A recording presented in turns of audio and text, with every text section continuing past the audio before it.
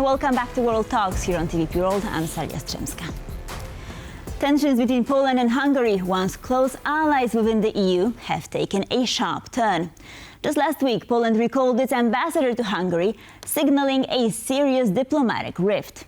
Then on Friday, Polish Foreign Minister Radosław Sikorski didn't hold back, saying that Viktor Orbán for years has been, quote, sabotaging the EU in coordination with Putin.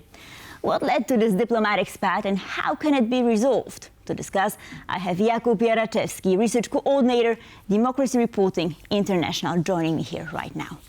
Good morning, sir. Thank you for joining. Good morning. Thank you for having me. So let's start from the very beginning. What political actions have triggered the current crisis in the Polish-Hungarian relations? So the crisis has been simmering for a while after the parliamentary elections in Poland in October 2023 and the beginning of the term of the Donald Tusk's government in December 2023.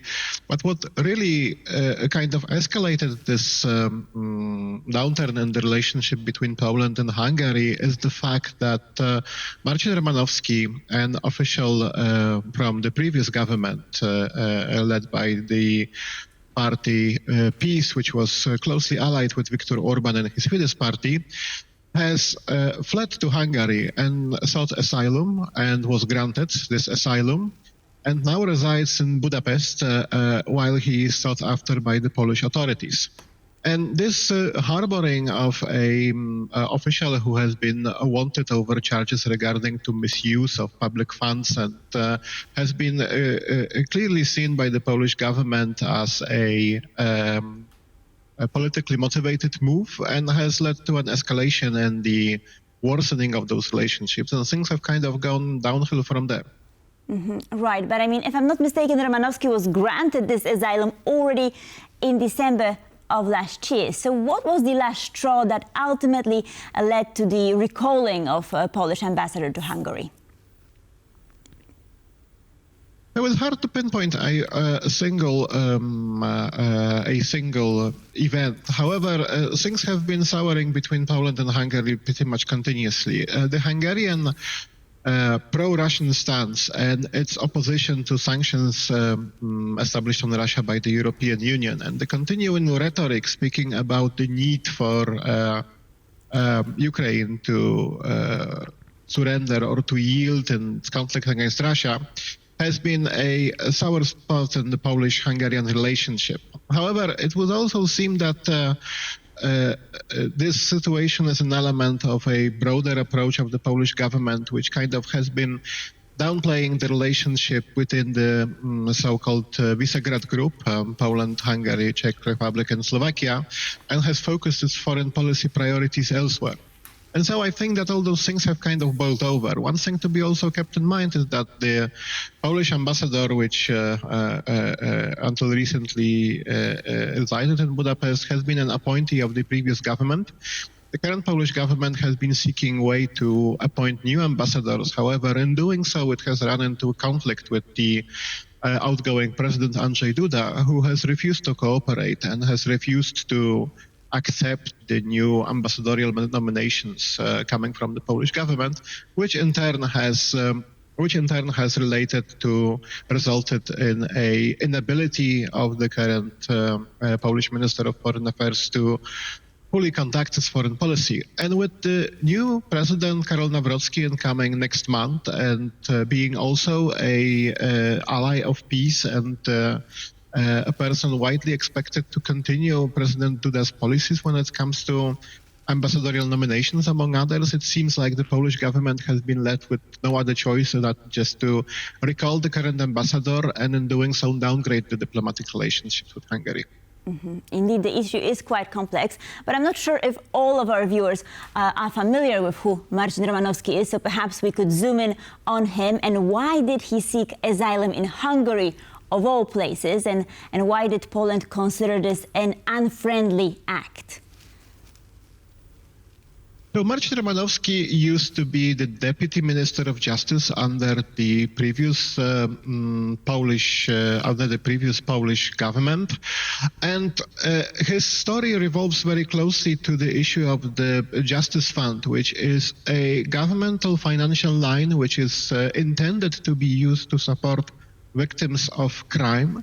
However, during the previous government, the Justice Fund has become pretty much effectively a political slush fund used by, in particular, one faction of peace that Marian Romanowski is a member of, in order to finance its political campaigning. It has been revealed that the Justice Fund has been used not to support victims of crime, but instead to finance various political handouts, to finance various events and donations, which all have been focused on areas where Romanowski and his colleagues have been running for office. And so the Polish government put forth, the Polish prosecution service put forth 11 corruption charges against Romanowski, related to a value of close to 40 million US dollars. And since then, Romanowski has been evading justice, and as part of this, he fled to Hungary. Poland issued an European arrest warrant. However, the Hungarian government has granted Romanowski asylum in a move which was viewed as a pretty much very overtly political, saying that Romanowski is being attacked in Poland over his political views, that the charges against him are purely motivated by the fact that he was a member of a party which is now in the opposition. The Polish government and Polish prosecution service have fought back against those claims, saying that the charges are legitimate and that the Justice Fund was used, rather abused politically. However, it seems like as long as Viktor Orbán is in power and as long as he controls the situation in Hungary, Romanowski can count on staying safely in Budapest and evading justice.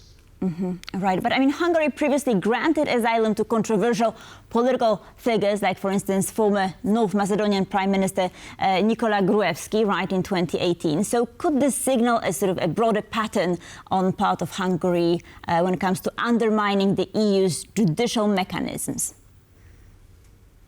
Yes, and it fits into a broader policy of Viktor Orbán to seek alliances and friendships with like-minded illiberal and anti-democratic governments, both in the European Union and outside of it. One another example would be the support that the Fidesz government in Hungary has provided to far-right candidates in Romanian presidential elections. There has been very open support from Viktor Orbán for far-right candidates there. And it fits into a broader policy of Orbán, which seems to be to build a network of political parties with similar nationalistic far-right interests and to reinforce each other.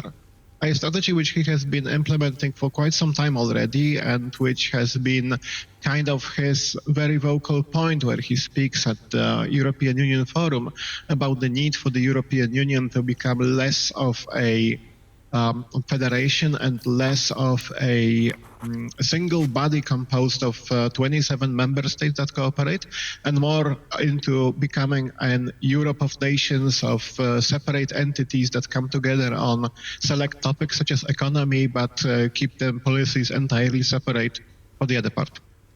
Right. I mean, and the European Commission is still holding back billions of euros in funding for Hungary, right? And this is due to ongoing concerns over corruption and the rule of law. So when and if will the Hungarian government implement reforms? I mean, do you think this will happen under Viktor Orbán, or will there have to be a change in the future when it comes to government, of course? I think this is at this point clear that this financial pressure against Hungary has had only limited effect, and that Viktor Orbán has dug in and he's unwilling to compromise. I think that for a significant change in Hungary, we would have to wait until the parliamentary elections early next year.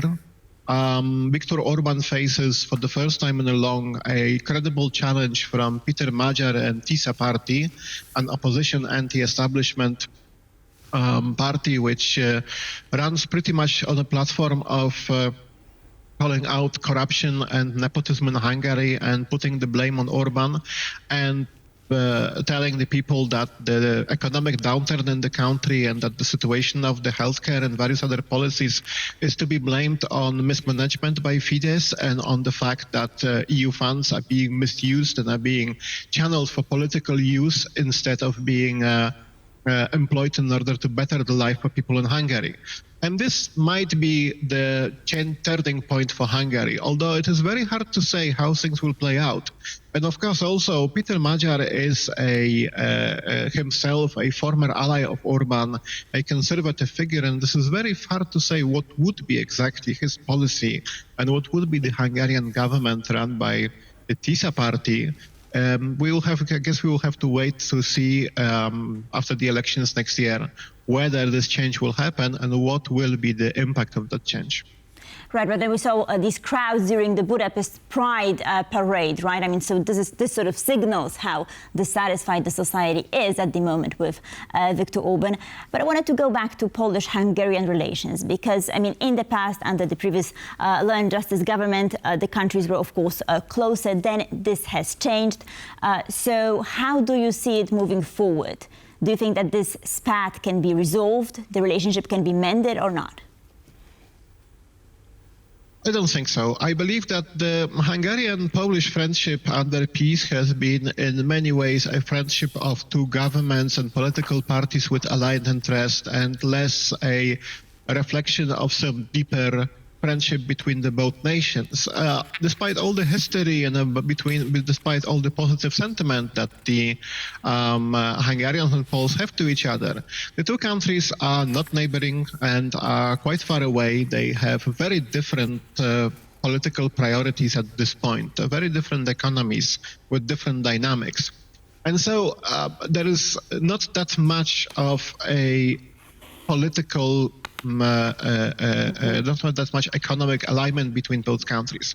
So I think that as long as Fidesz is in power in Hungary and the centrist coalition is in power in Poland, there will be no close alignment and no look towards closing the gap between the two countries.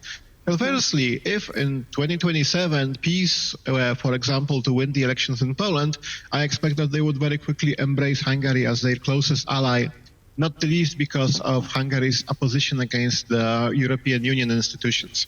So this is very much a case of governments looking for allies due to their political alignment and less of a reflection of some very strong current in the societies of both countries. Ultimately, the Polish-Hungarian friendship story has been a story of peace and Fidesz reinforcing each other. Right. I just have a very short last question. What does it mean for regional alliances like the Visegrad Group or perhaps the Free Seas Initiative? Are they over and done with?